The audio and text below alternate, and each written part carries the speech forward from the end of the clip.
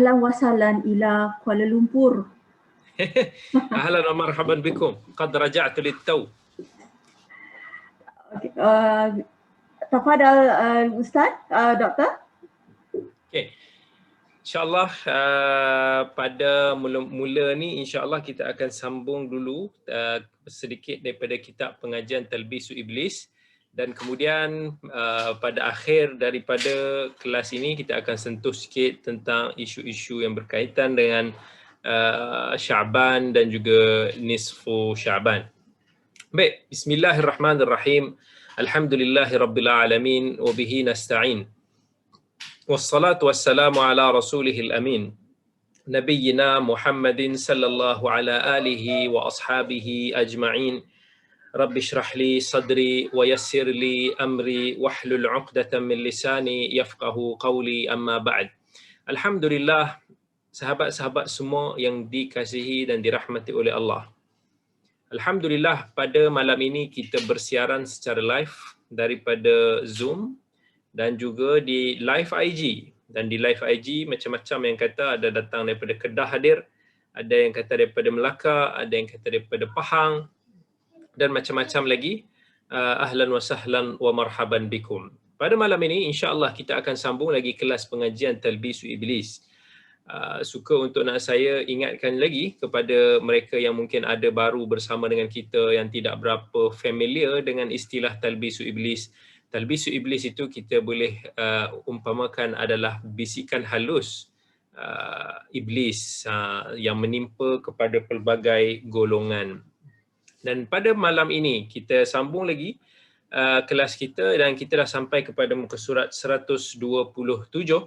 Ada juga daripada Singapura, masya-Allah.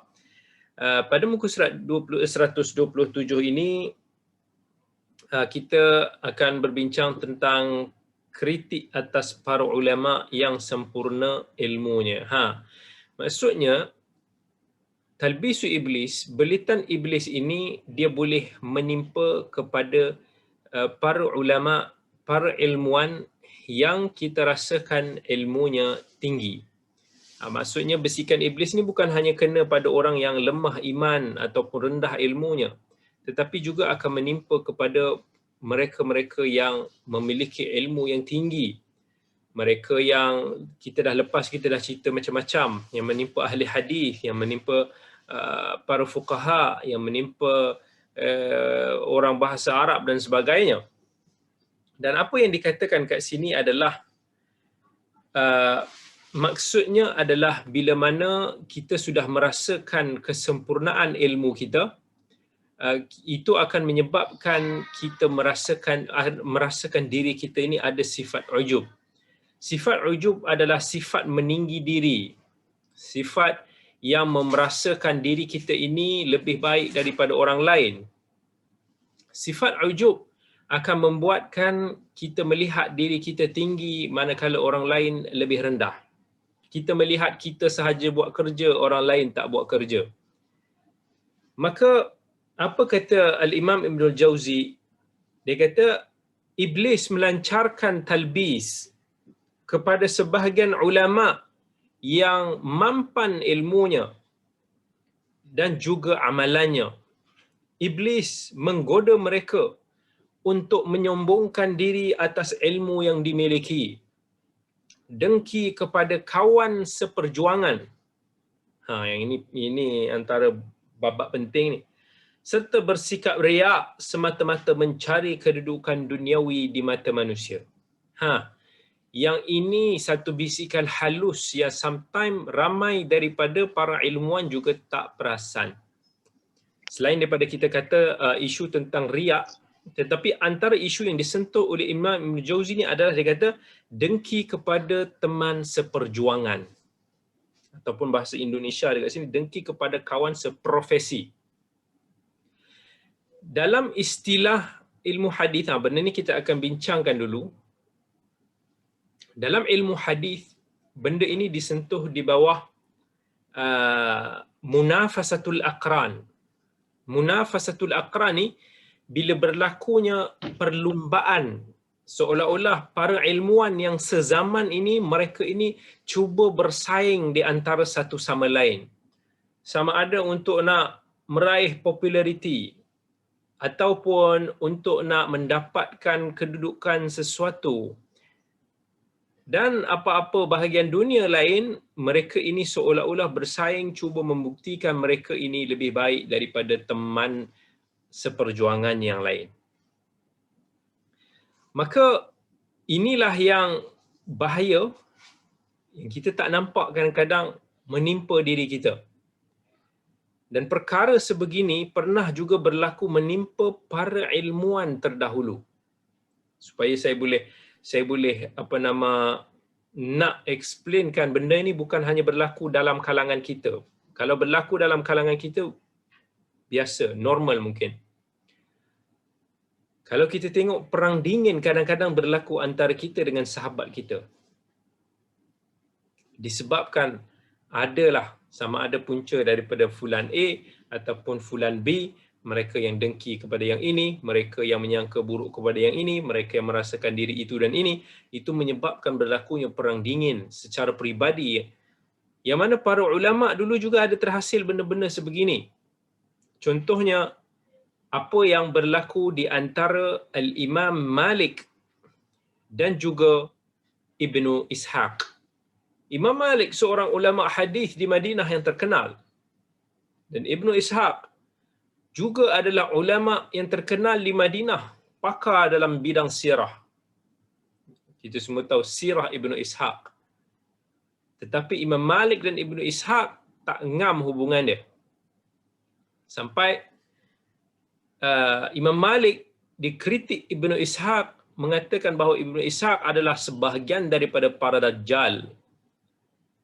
Sebab Ibnu Ishaq juga condemn nasab Imam Malik. Maksudnya mereka ni bukan bergaduh atas dasar ilmu. Mereka bergaduh sebab perkara peribadi. Ni tak suka ni tak suka ni condemn ni condemn ni. Jadi, kritikan mereka ataupun kritikan sesama mereka, Imam Malik bila dikritik Ibnu Ishaq, Ibnu Ishaq bila kritik Imam Malik, benda inilah yang ulama sebut kalamul aqran yutwa wala yurwa. Kritikan ilmuwan sezaman, maksudnya yang tidak berdasarkan kepada landasan ilmiah, tapi lebih kepada emosi, benda peribadi. Kritikan mereka ini kita gulung. Jangan kita ambil. Macam tu juga yang berlaku dengan kisah Ibnu Abi Dhi'b. Ibnu Abi Dhi'b seorang ulama besar sezaman dengan Imam Malik. Dia juga mengkritik keras Imam Malik kerana perbezaan ijtihad dalam memahami nas hadis. Antaranya bila mana Ibnu Abi Dhi'b didengar Imam Malik tidak beramal dengan hadis al-bay'ani bil khiyari ma lam yatafarraqa, tentang hadis berkaitan jual beli. Ibnu Abi Dhi'b dia suruh Imam Malik bertaubat ataupun dipancung. Padahal dikatakan Imam Malik bila melihat hadis Imam Malik ini dia melihat hadis tersebut mansukh, bukan kerana dia tak amal ditolak saja-saja, tak. Kerana dia ada hujahnya, dia melihat bahawa hadis tersebut mansukh. Ataupun ada juga yang mengatakan Imam Malik beramal dengan hadis ini, cuma pengamalannya terhadap sebahagian lafaznya ada memerlukan beberapa perincian. Begitu juga kita boleh tengok antara kisah yang berlaku di antara Makhul dan Raja bin Hayawah. Dan juga apa yang berlaku di antara Qatadah bin Du'ama As-Sadusi dan juga Yahya bin Abi Kathir. Mereka ini antara ulama yang besar daripada kalangan tabi'i. Qatadah pernah ditanya tentang Yahya bin Abi Kathir. Lalu dia berkata, sebab Yahya bin Abi Kathir ni dia macam daripada background nelayan. Jadi Qatadah ni dia ada sebab-sebab peribadi yang dia tidak berapa suka pada Yahya bin Abi Kathir. Maka Dia kata bila orang tanya, orang sebut tentang Yahya bin Abi Kathir, dia pun kata sejak bila ilmu hadis ini dikuasai oleh golongan nelayan. Seolah-olah dia macam merendahkan kedudukan Yahya bin Abi Kathir. Macam tu juga dengan Yahya bin Abi Kathir, bila disebut nama Qatadah, dia kata ahli Basrah, penduduk di Basrah, sebab Qatadah ni duduk kat Basrah. Dia kata penduduk Basrah akan sentiasa ditimpa keburukan selagi wujudnya di kalangan mereka orang yang bernama Qatadah. Jadi, apa yang saya nak cuba sampaikan di sini, ulama juga sometimes berlebihan dalam bermusuhan. Mereka manusia. Kadang-kadang timbul perasaan-perasaan yang tidak senang antara mereka dengan sahabat-sahabat mereka. Faktor-faktor peribadi boleh menyebabkan mereka melontarkan kritikan yang tidak sepatutnya. Bila Ibnu Ishaq mengkritik nasab keturunan Imam Malik, dan bila Ibnu Ishaq dikatakan meremehkan kitab tulisan Imam Malik Al-Muwatta', so Imam Malik pun marah. Dia marah dengan karakter Ibnu Ishaq ni, dan dia menganggap bahawa Ibnu Ishaq ni dikondem balik ni para Dajjal, Dajjal daripada kalangan para Dajjal, dan dikritik riwayat Ibnu Ishaq. Jadi kritikan sesama mereka yang berlebihan ini tak sewajarnya kita perlu ambil kira, sebab dia tidak berpaksikan kepada keinsafan dan juga ilmiah. Macam tu juga kalau kita tengok Ibnu Ma'in, Yahya bin Ma'in, yang pernah sedikit merendah-rendahkan kedudukan Al-Imam Asy-Syafi'i rahmatullahi alaih, yang sangat dihormati oleh rakan segurunya Ahmad bin Hanbal. Jadi Al-Imam Al-Zahabi dikata Ibnu Ma'in telah menyakiti dirinya sendiri, dan tak ada siapa pun yang toleh mengambil kritikannya terhadap Al-Imam Asy-Syafi'i. Macam tu juga kalau kita tengok kritikan Al-Juzjani yang terkenal dengan mazhab nasbnya, yang bersikap keras dan mudah mengkritik mana-mana ilmuwan Kufah yang dikaitkan dengan pandangan yang ada unsur-unsur Syiah, sampaikan dia condemn, dia hantam ulama-ulama sezaman dia yang hebat-hebat macam Sulaiman bin Mihran Al-A'mash, Abu Nuaim dan lain-lain. Jadi dalam konteks zaman ini kita boleh lihat betapa banyaknya kes para ilmuwan yang mengkritik, mengutuk, bahkan mengeji sesama mereka hanya kerana faktor politik, mazhab fiqh, akidah dan seumpamanya, sampai kadang-kadang berlebih-lebihan dalam mengkritik, dan yang lebih malang sehingga mereka mula memburuk-buruk, mengaib, menggelar serta memfitnah teman seperjuangan sendiri. Dan permusuhan sebegini sebenarnya sangat menyedihkan. Apatah lagi berlaku di kalangan para ilmuwan yang sepatutnya menjadi contoh tauladan kepada masyarakat. Kadang-kadang kawan kita bila melihat ada satu kelebihan pada diri kita, mereka mula ada berasakan cemburu itu ada.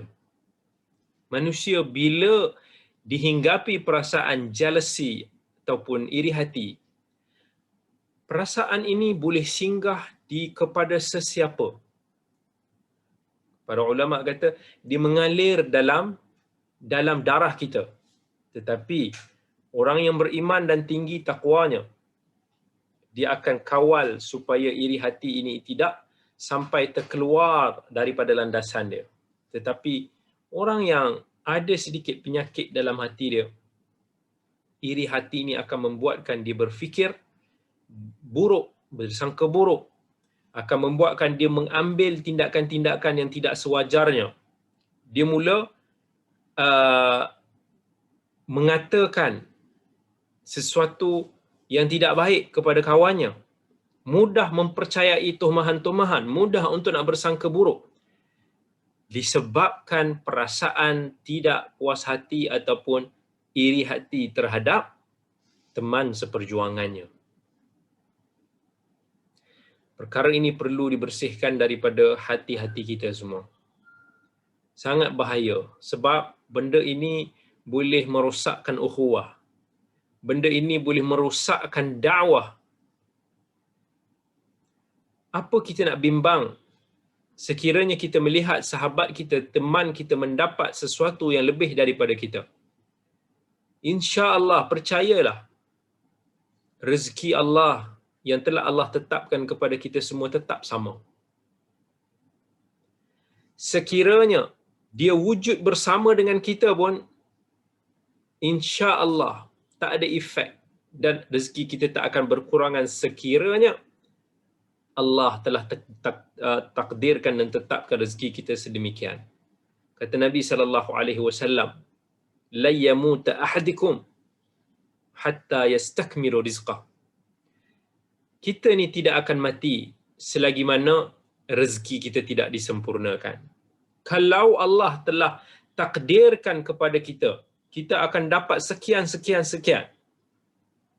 kita tidak akan hilang nyawa kita selagi kita tidak mendapat apa yang telah Allah takdirkan kepada kita. Maka kita jangan risau. Jangan risau sampai membuatkan kita perlu ada perasaan yang tidak baik kepada sahabat-sahabat kita. Itu semua talbisu iblis. Kepada orang, pada para ilmuwan yang banyak disinggapi perasaan begitu. Kadang-kadang dalam hidup ni begitulah. Saya pun selalu dengar juga kawan-kawan, ada juga yang mengatakan something yang tidak baik pasal kita. Sedangkan kita tak pernah bertemu pun dengannya. Dah sekian lama tak bertemu dengannya. Dia pun tidak pernah berbual dengan kita. Dia tidak pernah bertanya khabar tentang kita. Dia pun tidak tahu apa yang kita lakukan. Tetapi di belakang ditembak kita. Dia kritik kita, dia cakap sesuatu yang peribadi, bersifat peribadi. Dia bukan kritikan bersifat pendapat ilmiah dan sebagainya, tak. Mula tembak kita punya peribadi, mula bersangka buruk, mula buat tuhmahan-tuhmahan. Itu tidak baik. Ada juga sahabat-sahabat yang telah bersama dengan kita, yang faham tentang kita sepatutnya. Tetapi bila mana ada penyakit tersebut, masa tu macam nombor telefon kita pun dah lupa. Tetapi tiba-tiba kita dengar macam-macam cerita yang dibawa di belakang. Benda yang tak betul. Dan kemudian benda yang tak baik, tak cantik. Kita sebagai sahabat, kita sebagai mereka yang bersama dalam medan ini, kena bersihkan hati kita. Jangan kita nak rasa itu dan ini. Seandainya Allah telah takdirkan hidupnya begitu, begitulah dia akan dapat. Seandainya Allah telah takdirkan kita begini, beginilah kita akan dapat. Allah lah yang muliakan dan Allah lah yang juga jatuhkan seseorang. Hidup ini hanya kita perlukan Allah. Cukup Allah. Apa yang kita nak buat sebenarnya dalam dakwah ni, apa yang kita nak? Adakah kita nakkan populariti? Adakah kita nakkan pujian? Adakah kita nak menang sentiasa? Tak. Kita cuma nak buat kerja. Kita cuma nak sampaikan. Sama ada Allah pilih kita untuk nak jadi popular ataupun tak popular, ataupun kita punya kata-kata ini diterima ataupun tak diterima, itu apa kata? Tak, bukan our concern. Concern kita adalah kita menyampaikan agama Allah dengan cara yang sebaiknya. Kita berdoa pada Allah, semoga orang yang mendengar menerima. Bukannya kita nak, kalau kata kita tengok, kenapa kawan tu bila cakap ramai suka? Kenapa kawan tu bila cakap, Masya Allah, orang terima, ramai like, ramai share dan sebagainya. Mungkin datang perasaan-perasaan yang tak elok pada kita. Wal'iyadhu billah. Itu kita kena cek balik keikhlasan kita dalam kita berdakwah, dalam kita melakukan sesuatu. Adakah kita buat itu semua untuk nak populariti? Adakah kita buat itu untuk nak manusia sayang pada kita? Tak. Para nabi, para rasul, ada yang mana mereka ini memiliki satu orang pengikut, ada yang langsung tak ada pengikut, ada yang ada ramai pengikut. Itu apa yang Nabi kita sallallahu alaihi wasallam bagi tahu pada kita. Tetapi mereka adalah sebaik-baik umat. Mereka adalah manusia yang paling berhemah dan berhikmah dalam menyampaikan dakwah. Tidak perlu untuk nak kita bermusuh dengan kawan-kawan kita. Cukup musuh kita, kalau kita bermusuh seorang pun kita dah sesak dada. Saya pun kalau ada isu dengan kawan-kawan ni, kita tak senang. Maksudnya kita tak suka bermusuh. Kita nak kalau boleh kawan-kawan ni bersama-sama dengan kita, kita saling melengkapi antara satu sama lain. Pesan Al-Imam Asy-Syafi'i rahmatullahi alaih, wa akthir minal ikhwani mastata'ta innahum butunun idza istanjadtahum wa dhuhuru wa laysa kathiran alfun liwahidin wa inna aduwan wahidan lakathiru. Kata Imam Syafi'i rahmatullahi alaih, perbanyakkan teman-teman kita kerana mereka adalah manusia yang akan membantu kita bila mana kita perlukan, iaitu sahabat. Perbanyakkan sahabat-sahabat yang saleh bersama dengan kita. Walaysa kathiran alfun liwahidin. Kawan ni kalau 1000 pun tak cukup banyak. Kita perlukan more and more. Tetapi musuh yang satu, wa inna aduwan wahidan lakathiru. Musuh yang satu ni dah cukup untuk nak menjatuhkan kita. Cukup untuk nak memporak-perandakan, mengacau kita. Dengan kawan-kawan kita kena belajar untuk nak berkeluarga. Keluarga ni bila kita ada masalah, kita selesaikan dalaman. Kita tak bawa ke public. Kita tak pergi belasah sana, kita tak pergi condemn dia, maki dia dan sebagainya. Kita selesaikan secara keluarga. Itu sepatutnya sikap kita bersama dengan sahabat-sahabat seperjuangan kita. Bukan bila kita tunggu je, kita cari, terjumpa je satu peluang. Oh, okay, member ni dia dah buat silap ni, drag him down. That's not our way. And if we think that way, it means that our heart has a disease, satu penyakit qulub, penyakit hati yang kita kena bersihkan diri kita daripada perkara itu. So ini antara talbisu iblis yang hinggap kepada even para ilmuwan, dan benda ini banyak berlaku dan kita boleh lihat rata-rata hari ini. Ada seorang tu tak pernah jumpa pun saya, tiba-tiba orang pun dia dekat belakang, dia tembak. Padahal dia kawan lama kita tu, dulu pernah belajar sama-sama, tapi dia tak puas hati. Bila orang cakap, si DKJ ni, saja ni, tunjuk pandai je ni, dia sikap macam tu cakap. Padahal dah bertahun-tahun dia tak jumpa, tak apa sembang dengan kita, tak tahu kita punya macam mana, apa yang kita buat semua, tapi negativity yang keluar dulu. Ini something yang orang kata, orang kita ni born with it. Born and expert. Dia born and expert. As an expert. Kita memang dilahirkan terror dalam bab-bab ni. Dalam bab sangka buruk, bab dengki-menengki, bab untuk nak condemn, bab negativity. Islam dan our ilmu must change our negative attitude. Especially pada orang yang belajar, pada orang yang berdakwah. Ini talbisu iblis yang perlu untuk nak kita berhati-hati. Kemudian antara syubhah ataupun talbisu iblis yang disebutkan oleh Al-Imam Ibn Jauzi rahmatullahi alaih, yang ini saya bacakan sebab dia agak penting. Iblis kata, pencarian kamu terhadap darjat ataupun kedudukan yang tinggi bukanlah sebuah kesombongan.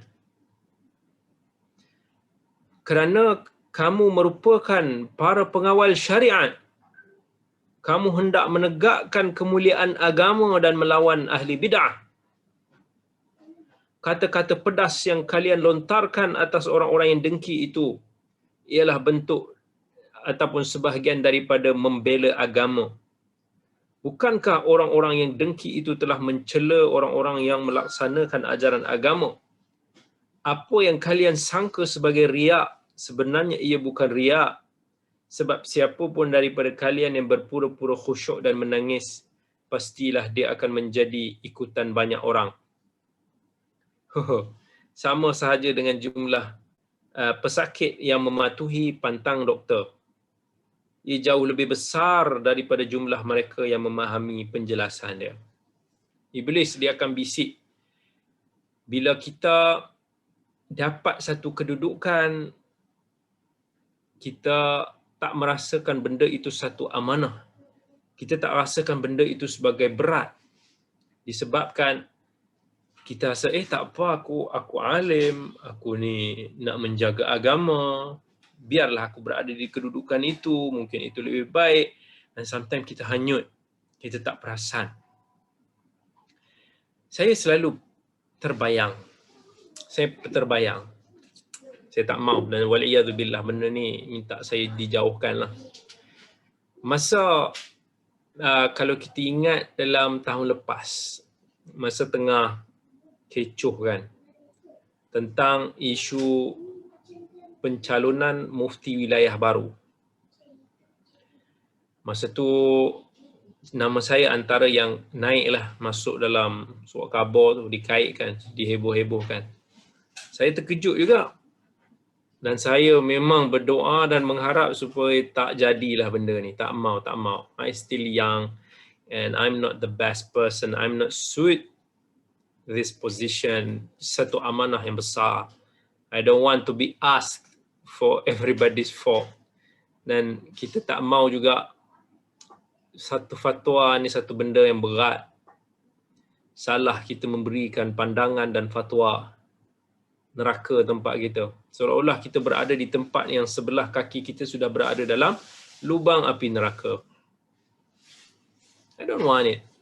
So itu kalau orang tanya, saya tak pernah nak menginginkan apa-apa kedudukan yang macam itu. Itu satu kedudukan yang make your life uncomfortable.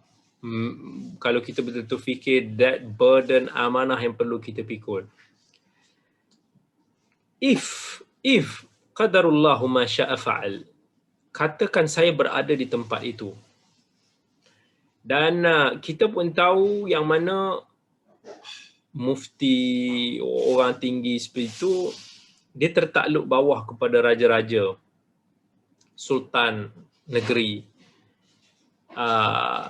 Seandainya, ini something yang I imagine lah, seandainya kita berada dalam satu situasi, okay, dalam satu situasi yang pemerintah meminta kita melakukan satu perkara yang against our principle, yang kita melihat benda ini salah, benda ini bercanggah dengan agama.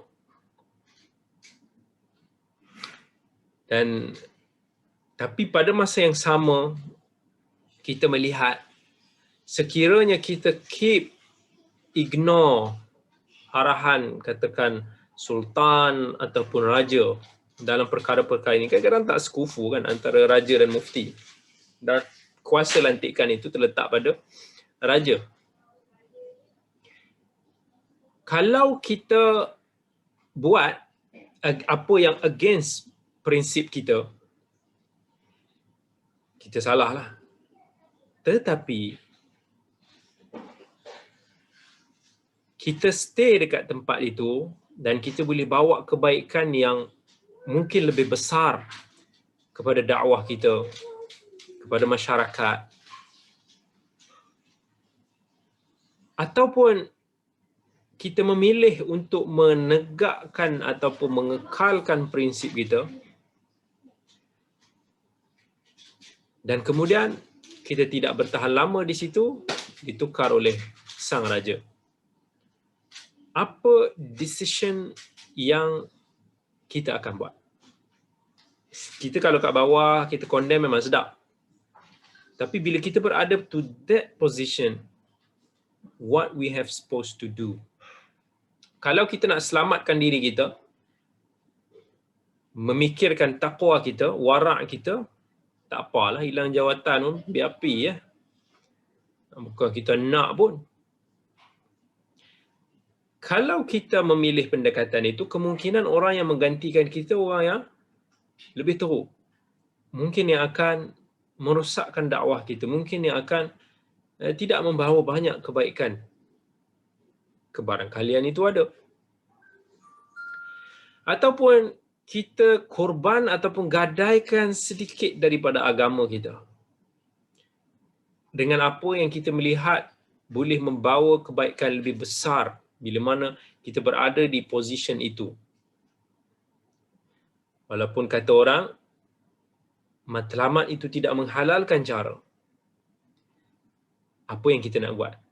So masa tu bisikan iblis juga akan datang.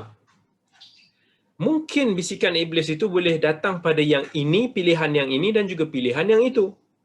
Asalkan membuatkan kita menghalalkan. At the end, kalaulah kita memilih untuk nak mengorbankan some of kita punya prinsip dan demi untuk apa yang dikatakan membawa kebaikan, maslahat yang lebih besar, bisikan iblis mungkin akan dia terus jadikan itu alasan kita, walaupun mungkin jauh di sudut kita, kita sudah semakin shock berada di position itu. Kita sudah semakin tenggelam, kita sudah semakin rasa macam dah rasa that power. Tapi kita masih lagi, tak apalah. Ini untuk kebaikan kita juga. Tapi kebaikan tu pun kita tak bawa banyak. Bila kita hanya menggunakan alasan itu. Kita kata kalau kita berada di situ, kita akan buat itu dan ini. Dah setahun dua pun kalau jadi tak buat juga benda tu. Sebab, terikat dengan itu, terikat dengan ini. Lama-lama macam mana? Lama-lama kita kononnya nak bawa kebaikan itu, kebaikan yang kita nak bawa tu pun tak berapa ada. Matlamat yang kita nak bawa dulu pun kita tak buat lagi. Tapi kita masih lagi berada di situ. Apa yang kita nak sebenarnya? Kita nak menyelamatkan kita punya jawatan ataupun sebenarnya kita nak selamatkan dakwah ataupun misi kita. Ataupun the other side, orang yang pilih untuk nak korbankan jawatan dia. Tak apa-apa, jadi-jadi. Benda ni salah, aku cakap salah, aku tak nak buat. Iblis juga boleh masuk dalam golongan ini. Dengan membuatkan dia pentingkan diri sendiri. Kau kena ingat, apa-apa engkau, Allah tanya pasal engkau nak bertanggungjawab ke? Lantak pi biar orang. Dia orang punya pilihan. Kita akan mula fikirkan something about ourselves. We don't think about others. Pada masa yang sama bila kita menjadi jawatan seperti itu, seperti mufti, pemimpin dan sebagainya, we have to think in a bigger scale. Kita think further. Kita kena ada beberapa strategi, kita fikirkan orang lain. Tapi talbisu iblis, dia akan masuk dalam ini, dia akan masuk dalam itu. It's very halus dan sometimes we not even realize it. So itu benda yang perlu kita hati-hatilah. Kemudian antara talbisu iblis yang disebut oleh Al-Imam Ibn Jauzi rahmatullahi alaih. Tidaklah sedikit orang yang mendiamkan umpatan terhadap kaum muslimin. Bahkan ketika kaum muslimin diumpat di hadapan dirinya, dia berasa senang. Maka dia ikut memikul dosa tersebut kerana 3 alasan. Kerana yang pertama, dia berasa senang. Dan perasaan senang ini muncul akibat adanya maksiat mengumpat dari pihak yang mengumpat. Yang kedua, kerana dia bersikap biasa-biasa saja ataupun membiarkan sahaja ketika ada orang Islam yang diumpat.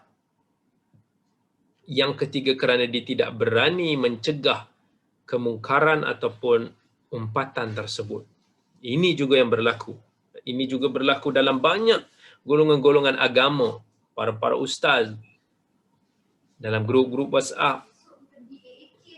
Dan mereka ini kadang-kadang mengumpat tak macam membawangnya mengalahkan cik bawang dekat luar sana. Bila cerita pasal orang, bercerita pasal orang is something delicious. It's very addictive. Dia macam apa? Benda yang addictive ni kacang lah kot. Kita makan, kita nak makan lagi. Shock. Kita dapat condemn orang tu, dapat tembak orang tu, dapat tarik orang tu jatuh. Seronok. Nak lagi, buat lagi. Lagi pada orang yang kita ada perasaan yang tak senang tu. Betapa banyak benda ini berlaku atas dasar kita gunakan nama agama.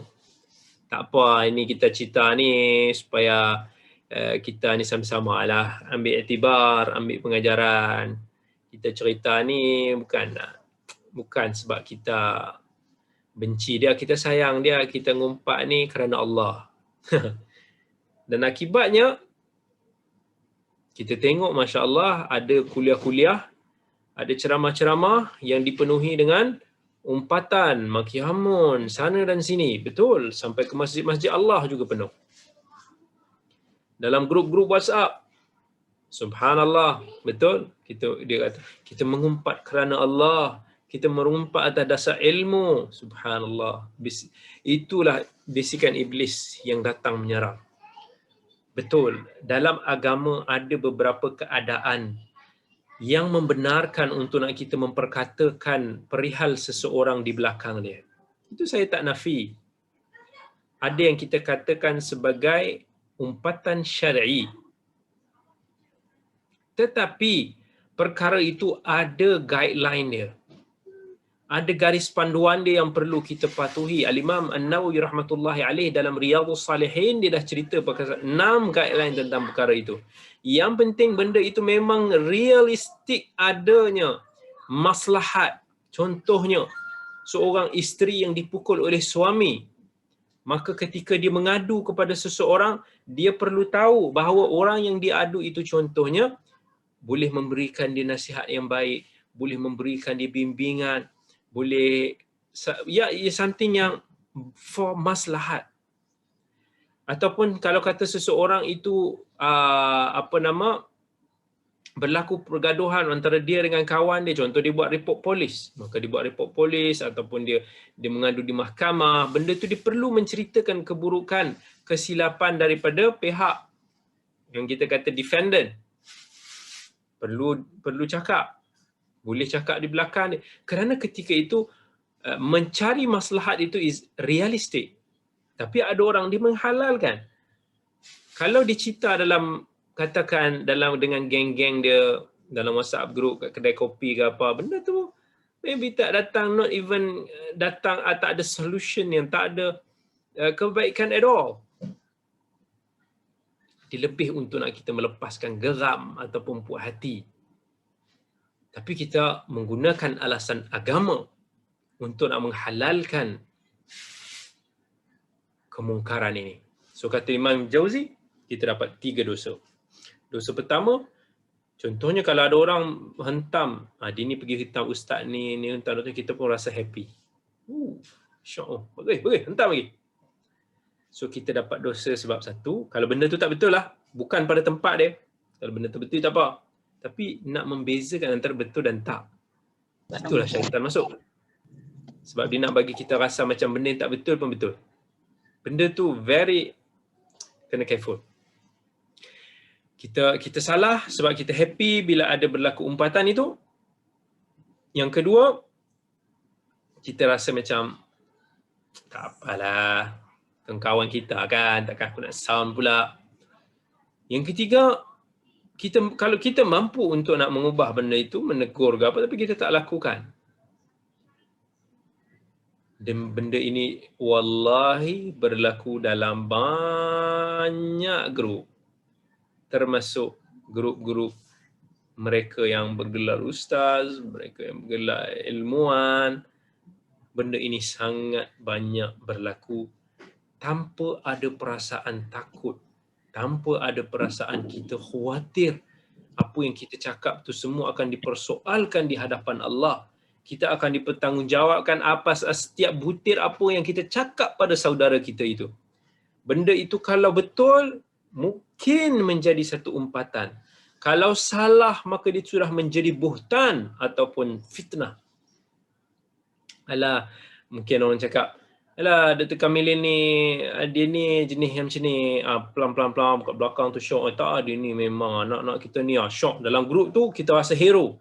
Sebab kita boleh hentam si fulan di belakang. Dan macam-macam tuduhan berlaku, macam-macam itu dan ini. Subhanallah, ini berlaku dalam grup-grup ilmuwan kita. But some orang, of course, bila kita kata talbisu iblis, benda ni boleh di-libs. Macam orang kata dipakaikan pakaian, kita tak nampak dalam. Macam itulah, kita tak nampak kita buat salah. Lagi-lagi bila kita ada dalil-dalil agama untuk nak menghalalkan tindak tanduk kita. Subhanallah. Yang antara talbisu iblis juga yang disentuh juga sikit oleh Imam Jauzi adalah bila mana seseorang itu cuba untuk nak menonjolkan dirinya sebagai seorang ilmuwan. Ini talbisu iblis ni kepada para ulama. So kita cerita ni dalam konteks boleh menimpa para ulama, orang yang berilmu. Untuk nak menonjolkan keilmuan dia. Saya bagi satu contoh. Ada orang dia menganggap bahawa jika ada gambar ataupun video yang background dia macam ni, yang ada banyak buku ni, dia rasa, oh, this is satu signal of keilmuan. Banyak buku-buku macam ni, kita rasa macam, tak apa, aku nak tunjuk aku alim. Ini menimpa juga pada para ilmuwan. Mungkin ada yang melihat kat sini yang menonton bersama kita yang macam dia kata, ustaz pun hari tu buat live Facebook belakang background kitab ni semua. Listen, benda ni bukan nak kata benda ni salah dan benda ini bukan nak kata benda ni betul atau salah, tak, itu tak menjadi isu sangat. Tetapi kita nak bagi tahu is apa yang sometimes bisikan iblis tu membisik dalam hati kita. As for me, saya sebenarnya tak suka ada background macam ni sangat. Dulu dalam 2-3 tahun lepas tak ada. Saya memang buat biasa je. Saya suka pemandangan-pemandangan yang bersifat natural, ada sungai, ada laut, pokok, itu lagi saya suka. Tapi disebabkan dah tak ada tempat, itu sajalah sinilah tempat saya buat kerja, tempat saya buat kuliah, tempat saya makan, tempat saya menulis, segala-galanya dekat sini. Walaupun saya tahu ada orang kat sana, ada juga sebahagian yang mungkin akan kata, ni buat apa sebablah mereka ni pergi suka ambil video, ambil gambar belakang kitab. Mereka ni nak tunjuk alim ke? Saya tahu benda-benda sebegitu wujud. Satu buruk sangka yang sometimes kita lemparkan pada orang yang kita tak kenal dan kita tak tahu apa asbab musabab dia. Ada orang yang feel nothing. I feel nothing. Background ni ada tak ada, I don't care. Sebab kalau ada saya tak baca, saya sia-sia je. Kita tak mau kitab ini jadi wallpaper. Ada orang dia nak kitab ni jadi wallpaper. Cantik, nak bagi hias-hias, nak buka tak mau. Ada orang yang dia memang ada perasaan tu. Oh, if saya seorang ulama, dia rasa ulama ataupun dia seorang ilmuwan, I have to show to people that I am one of them. Maybe it's not wrong, maybe probably, tapi saya tak sebegitu. That's why saya daripada dulu sampai kelah. Maksudnya benda yang salah saya akan ubah. Benda yang is really clear, saya salah, benda ni wajib untuk saya muhasabah dan wajib untuk nak saya berubah. Tetapi I don't want to look like someone yang akan dipanggil sebagai ulama, wali, whatever. Some orang is not even an alim. Bukan orang yang even saleh pun. Tetapi bila dia bertemu dengan orang, dia akan pakai pakaian yang dia rasa orang akan sanjung. Dia pakai serban tebal-tebal, dia pakai jubah sempang sana sini ke apa ke, tasbih sentiasa berjalan. Kita tak kata pakaian tu salah, it's not wrong. Tapi ini yang saya kata bisikan iblis halus. Tapi ada orang, no, I wear this supaya manusia akan melihat aku ini. You know, some orang disuka to be called an ustaz, to be called a professor, to be called as gelaran. For me, I don't. Sebab I don't think I deserve it. Dan saya tak mau orang melihat, orang kata kita ni macam, sebab kita manusia, wa khuliqal insanu dha'ifa. Allah ciptakan manusia ni lebih. Manusia tang mana pun ada salah silap. Tapi saya tak mau kesilapan peribadi saya itu dikaitkan dengan agama, dikaitkan dengan penampilan kita dan sebagainya. For me, saya adalah manusia biasa yang cuba untuk nak mendekatkan diri pada Allah, yang cuba to be diri sendiri, selagi mana dia tidak bersalahan dengan agama, selagi mana dia tidak bersalahan dengan tradisi uruf masyarakat, selagi mana dia tidak menyakiti pihak lain, mengganggu pihak yang lain. I don't think I did anything wrong. Tapi some orang dia nak tonjolkan diri dia is scholar, ilmuwan. Kalau some orang saya tahu kadang-kadang ada orang condemn, kritik saya. Sometimes dia tulis kat komen, kita tahu sama orang ni always komen negatif. Itu kita faham. Hati dia, yalah, hati yang negatif always akan condemn, komen benda yang negatif. Sama orang tanpa usul peksa, tanpa dia kata, ulama perlu dengan pakaian dia. Kalau doktor ada baju dia, engineer ada baju dia, ulama ada baju dia. Bisa saya jawab senang. Alhamdulillah, saya bukan ulama, saya orang biasa. Saya orang biasa yang penuh dengan kelemahan. Itu ya. Kata, siapa yang suruh dianggap saya sebagai ulama? I don't. Saya orang yang jahil, orang yang sentiasa mencari ilmu dan cuba mencari kebaikan, cuba berubah dan cuba untuk nak membawa manusia berdakwah, menarik manusia untuk nak mendekati agama tanpa cara yang pelik-pelik lah. Biasa, saya orang biasa, semua orang macam ni pun. Tak ada apa nama nak kata pelik-pelik, lebih-lebih tak ada. Macam itulah. And tapi taklah bersalahan. Siapa yang nak itu dan ini, pokoknya adalah sebenarnya diri. Bisikan iblis ni, dia masuk dalam hati kita. Apa yang masuk dalam hati orang, we don't know. So kita don't judge people. Jangan pula bila kita tengok orang tu pakai, contohnya orang tu pakai jubah serban, ini saja nak menunjuk ni. Tak, kita jangan bersangka buruk macam tu. No, kita look dekat diri kita sendiri. This is enough. Tengok pada diri kita. Jangan nak judge orang, nak tengok orang. Jangan bila kita tengok orang tu, oh cover di buku ni saja dia nak tunjuk-tunjuk dia ni alim ni. No. It's not our job to judge people. Kita yang judge diri kita. Apa yang kita nak daripada ini, apa yang kita nak daripada kelihatan ini, dan itu our heart yang akan menentukan sama ada benda itu kita termakan dengan bisikan iblis ataupun tidak. So make things that kita tak kisah pun. You have nothing to lose. Benda ini it doesn't matter, dan kemudian apa people nak fikir pasal diri kita, Kita hanya boleh kontrol diri kita, apa yang Allah dah bagi pada kita, pergerakan kita. We cannot control what people gonna think about us.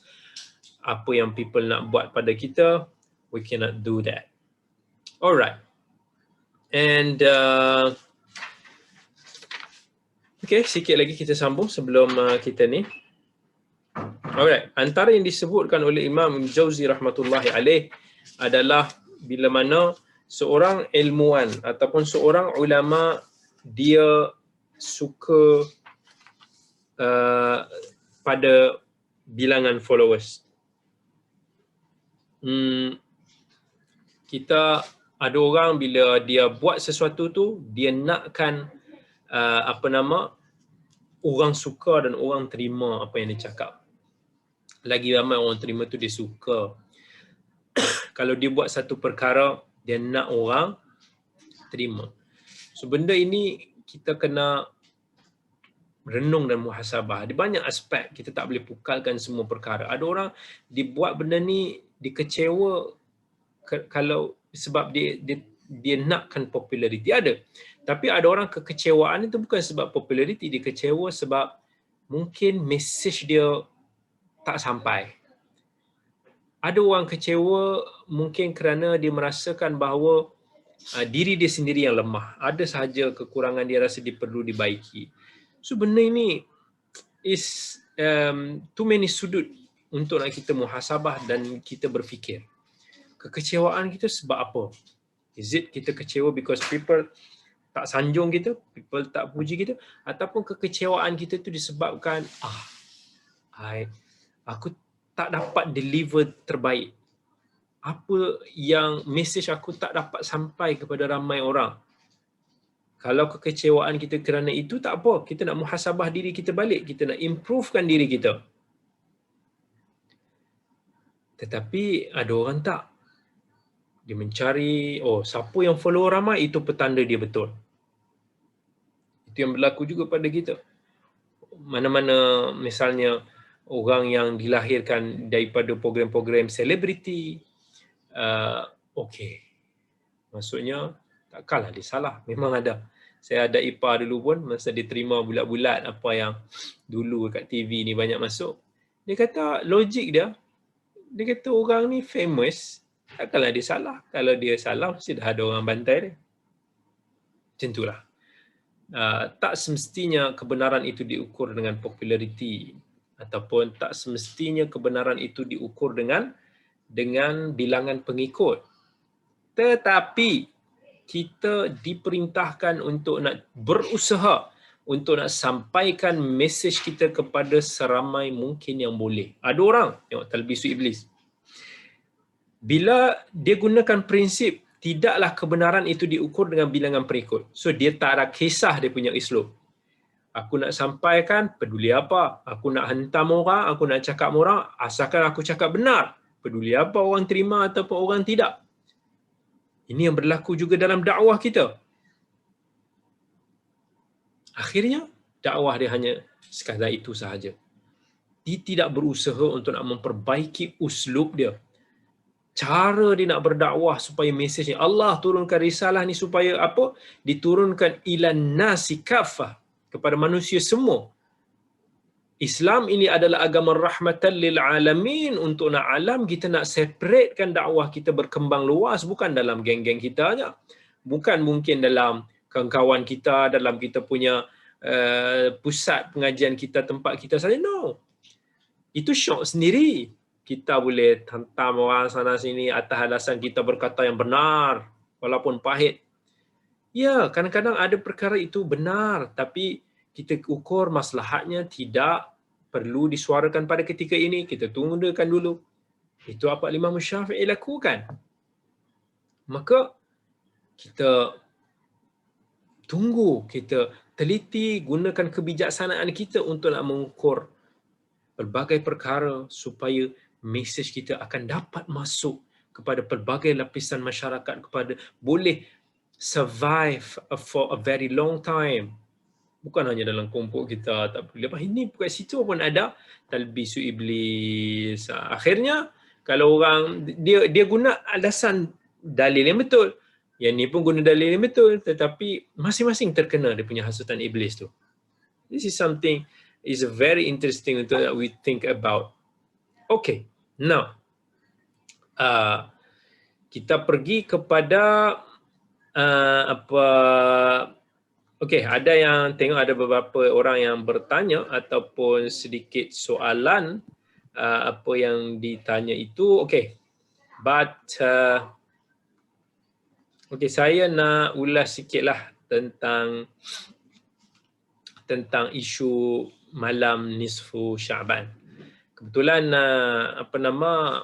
pagi saya ni pun baru sampai daripada Perlis ni. Baru sampai. Driving lama kan.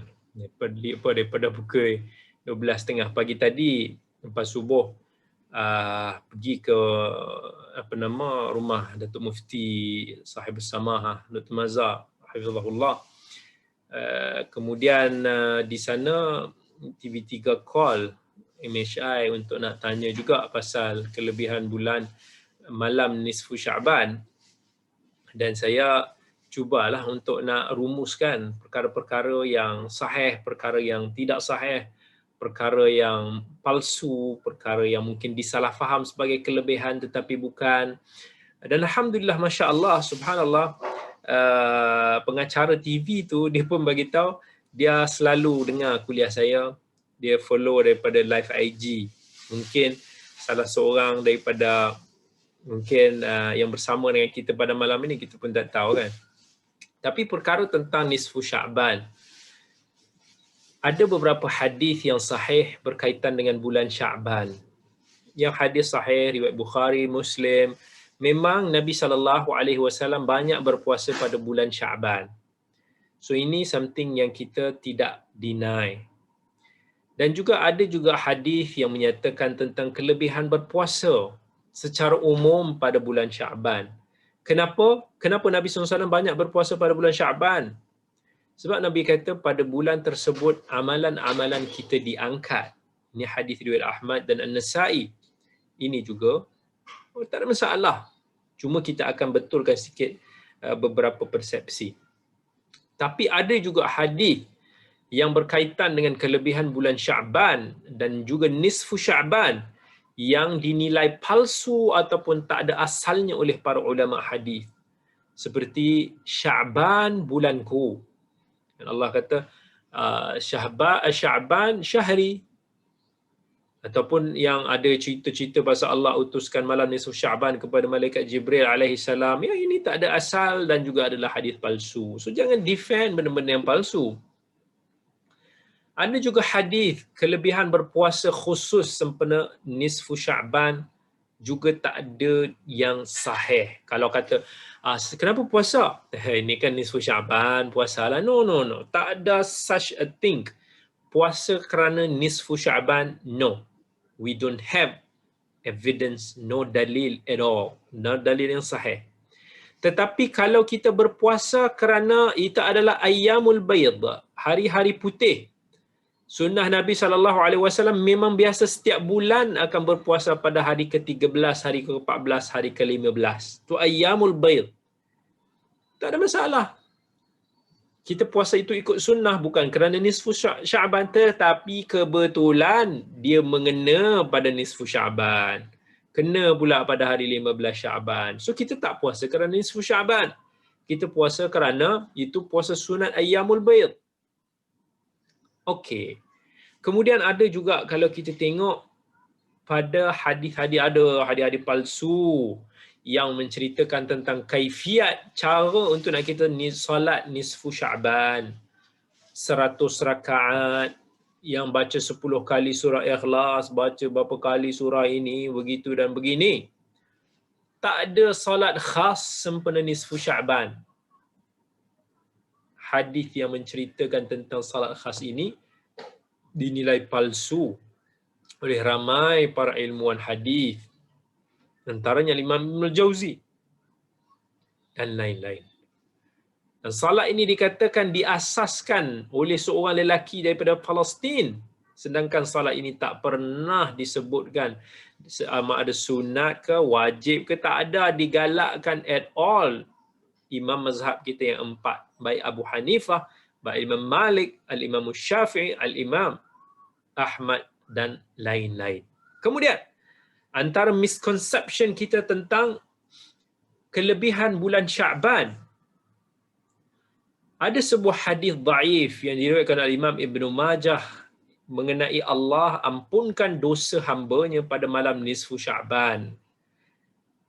Allah ampunkan dosa seseorang pada malam nisfu Sya'ban is not kind of speciality of bulan Sya'ban. Sebab Allah ampunkan dosa seseorang hamba-Nya tidak terhad pada malam nisfu Sya'ban. Tetapi setiap malam Allah turun ke langit dunia dalam hadis sahih yang mana Allah kata pada 1/3 malam, siapa yang berdoa kepada aku akan makbulkan.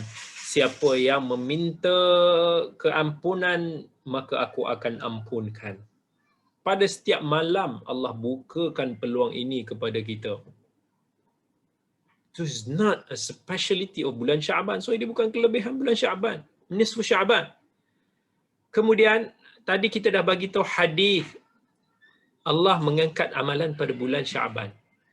Walaupun hadis itu sahih, tetapi itu juga tidak menunjukkan kelebihan spesifik pada bulan Sya'ban. Sebab amalan tidak semestinya diangkat pada bulan Sya'ban. Kat sana ada amalan yang diangkat pada hari-hari lain. Contohnya dalam hadis Abi Musa riwayat Al-Bukhari, Nabi SAW, yurfa'u ilaihi amalul lail qabla an-nahar wa amalun nahar qabla al-lail. Amalan siang kita akan diangkat sebelum malam hari, amalan malam kita akan diangkat sebelum datangnya waktu siang. So hari-hari amalan kita akan diangkat. Tak, ini yang panggil amalan harian ada diangkat. Amalan tahunan ataupun amalan mingguan akan diangkat pada hari Isnin dan Khamis. Amalan tahunan akan diangkat pada bulan Sya'ban. So dia ada proses-proses. Kemudian ada final amalan kita yang akan diangkat dan digulungkan, iaitu sebelum kita semua meninggal. So ini tidak menunjukkan speciality of nisfu Sya'ban dan ia berlaku pada malam-malam. So ini benda yang saya nak betulkan dalam masyarakat kita. Dan of course, alhamdulillah, kita tengok penerimaan masyarakat yang membawa yang semakin faham dengan isu-isu ini. Alhamdulillah, doakan insya-Allah. Baik, kita tengok hari ini apa dia tanya, apa yang DKJ katakan berlaku jua pada hari ini. Bagaimana cara nak tegur, terutamanya mereka yang buat begitu adalah orang agama nasihat tinggi ilmu. Ya. This is the real thing apa yang berlaku. Nak menegur is not easy. Kalau boleh kena dengan cara, kena dengan masa, kena dengan orangnya. Kalau tidak, maybe dia boleh menjadikan benda itu lebih buruk. Tapi nasihat ini perlu disampaikan. Mungkin daripada sahabat-sahabat yang terapat minta untuk nak disampaikan. Benda ni yang it's happened. Dan okay, ada juga yang tanya, saya teringin macam Mufti Utara, rumah cantik, ada library atas tanah lot, saya masih waras. Namun terkadang rasa depression lah, nak ajak lacur ke agama. Walau saya juga imam berkhidmat lebih 5 surau, saya tengok orang kaya kalau tak tengok agama, ahli politik. Walau tak semua, mohon ringkas atau nasihat. Okey. Satu pemikiran kita, ini juga talbisu iblis. Agama tak menghalang seseorang itu untuk menjadi kaya. Bila seseorang itu kaya, kita kena faham, tak semestinya orang agama bila dia kaya, kita kata dia tunggang agama. Tidak. Kita tengok ulama dulu, contohnya yang kaya Imam Malik. Imam Malik kenapa dia kaya? Sebab ramai orang bagi hadiah kat dia. Orang sayang, ulama. Allah kata innal ladzina amanu wa amilus salihat sayaj'alu lahumur rahmanu wudda. Allah akan campak dalam diri orang yang beriman, beramal soleh ni, orang sayang pada dia. Orang sayang pada dia. Orang bila sayang, orang bagi hadiah macam-macam. Imam Malik selalu dapat hadiah. Satu, dia ada barang-barang yang mahal, perabot-perabot. Bukan dia minta, orang bagi. Hadiah kita tak tolak. Nabi SAW tak tolak hadiah. Sebab tu bila Imam Malik meninggal, orang bila dia dikatakan perabot-perabot dalam rumah dia dianggarkan bernilai lebih kurang harga sekarang 300,000 ataupun tambah 10 3 juta. Abdullah bin Mubarak, ini kisah yang kita kena khaskan nanti special pasal dia. Ulama hadis yang paling amazing I've ever known. Seorang ulama hadis, pejuang mujahidin, dermawan yang sangat super duper kaya. Dia punya anggaran harta dia dengan nilai wang ringgit Malaysia sekarang 300 juta ringgit. Kenapa dia kaya? Sebab dia pandai berniaga. Dia pandai berniaga. Tapi dia tidak hidup dia penuh dengan berniaga, tapi Allah bantu dia, Allah bagi barakah. Dia setiap selang setahun dia pergi berperang fisabilillah dekat medan perang ataupun dia pergi haji. Bila dia pergi haji, dia sponsor betapa ramai orang pergi haji. Orang ramai, nanti kisah tu terperinci kita akan cerita dan everyone will feel amazed. Tapi dia peniaga yang hebat. Al-Imamul Bukhari. Imam Bukhari sebenarnya kaya, tapi dia banyak menggunakan kekayaan dia pada kebaikan sampai dia tak nampak kaya. Dia investor. Sampai Imam Bukhari ni kata, aku dapat pendapatan aku setiap bulan aku dah ada 500,000 dirham. Tapi aku tak pernah berniaga pun. Maksudnya, diinvest pada orang, kawan yang pandai berniaga. Dan dia dapat untung, dia kata dia dapat untung, dia sedekah, dia bagi pada para penuntut ilmu. So jangan pandang serong pada ahli agama yang ada harta. Sebab saya kata bukan kita punya hak untuk nak judge, nak jatuhkan seseorang itu. Bila kita tengok dia kaya, kita kata ini mesti penunggang agama. Tapi kita tak faham kedudukan dia. Datuk Mufti rahmatullahi alaih, hafizahullah. Kita tahu seorang yang mufti disayangi oleh orang ramai kenalan-kenalan dia. Ramai orang-orang yang mungkin rapat dengan dia, yang nak menggembirakan dia, yang nak untuk nak membantu dia. Maka ada yang bagi bantuan, ada yang bagi hadiah, ada yang buat itu dan ini. Allah campakkan perasaan kasih sayang kepada mereka. Bukan kerana dia minta nak benda-benda itu, tak. Kadang-kadang kita tak nampak apa yang orang tu dah spend dan dah sumbangkan untuk macam orang yang kita tak tahu. Tapi kita ni bukan hak, macam saya kata, bukan hak kita untuk nak judge orang, tapi kita judge diri kita. Kita ni buat kerja agama ni kenapa? Ada orang dia buat kerana memang sebab dia nak cari benda-benda dunia, nak itu dan ini. Saya bagi tahu senang. Allah yang mengangkat seorang, menjatuhkan seseorang. Allah yang berikan kepada kita rezeki. Kalau hati kita tak ikhlas, buat apa pun tak ada barakah. Kita ni nak buat apa pun biar kita doa dapat barakah. Bila kita dapat barakah, Allah akan berikan macam-macam kebaikan. Kebaikan tu sometimes bukan hanya daripada sudut harta, tapi daripada sudut kasih sayang, daripada sudut kesihatan, daripada sudut masa dan sebagainya. Tanya diri kita, kenapa kita nak buat ni? Kalau betul kita nak buat ni kerana dunia, Allah kata man kana yuridul hayatad dunya wa zinataha nuwaffi ilaihim a'malahum fiha wa hum fiha la yubkhasun. Siapa yang memang nak akan kehidupan dunia ini, nak perhiasan dunia ini, aku bagi, ambil. Ulaika alladhina laysa lahum fil akhirati illa an-nar wa habita ma sana'u fiha wa batilun ma kanu ya'malun. Tapi kalau dia tak ikhlas, di akhirat nanti amalan itu semua akan jadi habuk. Kita pergi mengajar 10 surau tak ikhlas, ke akhirat nanti gone. Itu yang kita nak. Kehidupan dunia ini sementara. Kalau kita hidup dalam istana sekalipun, semuanya sementara. Berapa lama kita nak hidup? Mungkin kita bankrupt 5 tahun duduk, lepas tu hilang. Kalau kita hidup sampai mati pun umur kita berapa?